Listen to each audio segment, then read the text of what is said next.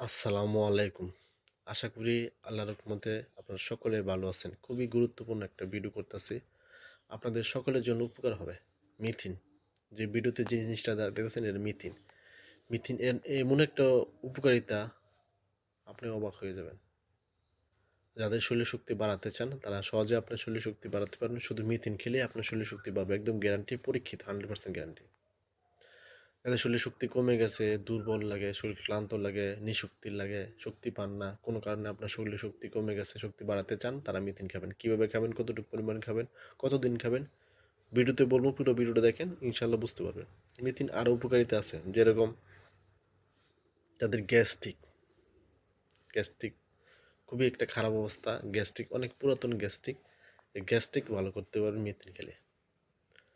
চুলের গোড়া শক্ত মজবুত হয়, চুল পড়া বন্ধ হয় মিথিন খেলে। এবং মিথিনে কিন্তু আরও উপকারিতা, সৌন্দর্য বৃদ্ধি হয়, চেহারা সৌন্দর্য বৃদ্ধি হয়, চেহারা ব্রাইটনেস বাড়ে, উজ্জ্বলতা বাড়ে মিথিন খেলে। আসলে মিথিন কীভাবে খাবেন?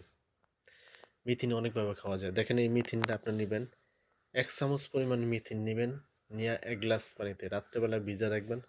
সকালবেলা আপনি যে মিথিনটা ভিজাবেন ওই মিথিন খাবেন, চিবায় চিবায় খাবেন। এভাবে আপনি খেতে পারেন 1 চামচ পরিমাণ 1-1.5 মাস। 1-1.5 মাস খাওয়ার পরে আপনার গ্যাপ দিবেন। একটানা মিথিন খাওয়া যাবে না, অতিরিক্ত মিথিন খাওয়া যাবে না। আর বিশেষ করে আরেকভাবে খাওয়া যায়, এটা পাউডার করবেন।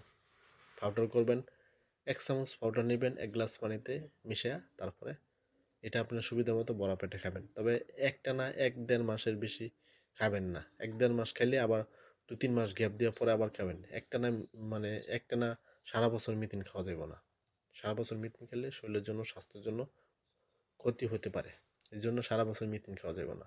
এভাবে আপনি মিথিন খান, ইনশাল্লাহ শরীর শক্তিটা বাড়াতে পারবেন, চেহারা সৌন্দর্য বৃদ্ধি হবে, চেহারা ব্রাইটনেস বাড়বো, এবং চুলের গোড়া শক্ত মজবুত হবে, গ্যাস্ট্রিক দূর হবে। ইনশাল্লাহ খাবেন, উপকার পাবেন।